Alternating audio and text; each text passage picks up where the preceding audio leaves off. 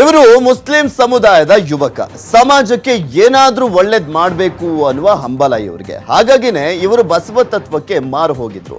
ಬಸವ ತತ್ವದ ಆಧಾರದ ಮೇಲೆ ಮುಂದಿನ ಜೀವನವನ್ನ ನಡೆಸಬೇಕು ಎನ್ನುವ ಕನಸನ್ನ ಕಂಡು ಅಂತಿಮವಾಗಿ ಲಿಂಗ ದೀಕ್ಷೆಯನ್ನ ಪಡೆದು ಇವಾಗ ಒಂದು ಮಠಕ್ಕೆ ಪೀಠಾಧಿಪತಿ ಆಗ್ಲಿಕ್ಕೆ ಹೊರಟಿದ್ದಾರೆ. ಕನಕದಾಸರ ಈ ದಾಸವಾಣಿ ಕೇಳಿದ್ರೆ ಜಾತಿ ಧರ್ಮ ಎಲ್ಲವನ್ನ ಮೀರಿ ಬದುಕಬೇಕು ಅನಿಸುತ್ತದೆ.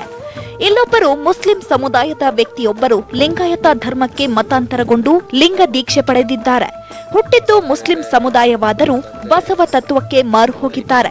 ಗದಗ ಜಿಲ್ಲೆ ರೋಣ ತಾಲೂಕಿನ ಅಸೂಟಿ ಗ್ರಾಮದ ಮುನ್ನಾ ಎಂಬಾತ ಲಿಂಗ ದೀಕ್ಷೆ ಪಡೆದು ದಿವಾನಿ ಶರೀಫ್ ಮುಲ್ಲಾ ಎಂದು ಬದಲಾಗಿದ್ದಾರೆ. ಶ್ರೀ ಮುರುಘರಾಜೇಂದ್ರ ಕೊರಣೇಶ್ವರ ಸ್ವಾಮೀಜಿಗಳು ಲಿಂಗ ದೀಕ್ಷೆ ನೀಡಿ ಶಿಷ್ಯನನ್ನಾಗಿ ಸ್ವೀಕಾರ ಮಾಡಿದ್ದಾರೆ.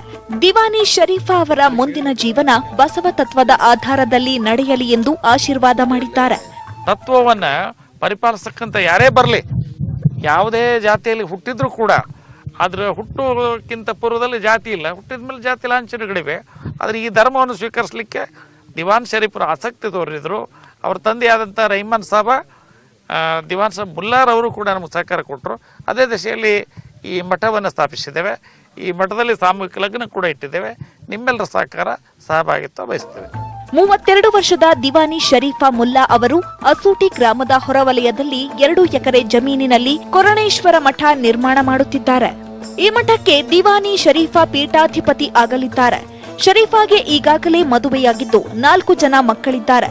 ತಂದೆ ರಹೀಂ ಸಾಬ್ ಹಾಗೂ ತಾಯಿ ಫಾತಿಮಾ ಕೊರಣೇಶ್ವರ ಮಠದ ಭಕ್ತರಾಗಿದ್ರು. ತಮ್ಮ ಜಮೀನಿನಲ್ಲಿ ಮಠವನ್ನು ಕಟ್ಟಿಸಿ ಬಸವ ತತ್ವ ಸಾರುವ ಕೆಲಸ ಮಾಡುತ್ತಿದ್ದಾರೆ. ಇವತ್ತಿನ ದಿನಮಾನದಲ್ಲಿ ನಾನು ಇಷ್ಟಲಿಂಗ ಧಾರಣೆಯನ್ನು ಆಶೀರ್ವಾದ ತೆಗೆದುಕೊಂಡು ನಾ ಯಾರ ಹತ್ರ ಕೂಡ ಸಹಾಯ ಕೇಳಾರದೆ ನಮ್ಮ ಗುರುಗಳ ತೋರಿಸಿದ ಧರ್ಮ ದಾರಿ ಒಳಗಡೆ ನಾನು ಇವತ್ತಿನ ದಿವಸ ಹೋಗ್ತಾ ಇದ್ದೀನಿ. ಫಾತಿಮಾ ಮುಲ್ಲಾರವರಿಗೆ ಇರ್ತಕ್ಕಂಥ 2 ಎಕರೆ ಜಮೀನನ್ನ ಬಸವ ತತ್ವ ಬಸವರ ವಚನಕ್ಕಾಗಿ ಧರ್ಮ ಲೋಕ ಕಲ್ಯಾಣಕ್ಕಾಗಿ 2 ಎಕರೆ ಜಮೀನನ್ನು ಅವರ ತಾಯಿಯವರು ಮತ್ತು ಬಸವ ತತ್ವಕ್ಕೆ ದಾನವನ್ನು ಆಗಿ ನೀಡಿದ್ದಾರೆ. ಅದೇ ರೀತಿಯಾಗಿ ಅವರ ಮಗನನ್ನು ಕೂಡ ಲೋಕ ಕಲ್ಯಾಣಕ್ಕೋಸ್ಕರವಾಗಿ ತಮ್ಮ ಮಗನನ್ನು ಕೂಡ ನೀಡಿದ್ದಾರೆ. ಹಿಂದೂ ಮುಸ್ಲಿಂ ಸಮಾಜದವರು ಭಾವೈಕ್ಯತೆಯಿಂದ ಬಾಳಬೇಕು. ಎಲ್ಲ ಸಮುದಾಯದವರಿಗೂ ದೇವರೊಬ್ಬನೇ ನಾಮ ಹಲವು ಎನ್ನುವ ಮಾತಿನಂತೆ ನಾವೆಲ್ಲರೂ ಒಂದಾಗಿ ಬಾಳಬೇಕು ಎನ್ನುವ ನಿಟ್ಟಿನಲ್ಲಿ ಶಾಂತಿಯ ಮಂತ್ರ ಜಪಿಸುತ್ತಿದ್ದಾರೆ. ಸಂತೋಷ್ ಕೊಣ್ಣೂರ, ನ್ಯೂಸ್ 18 ಕನ್ನಡ, ಗದಗ.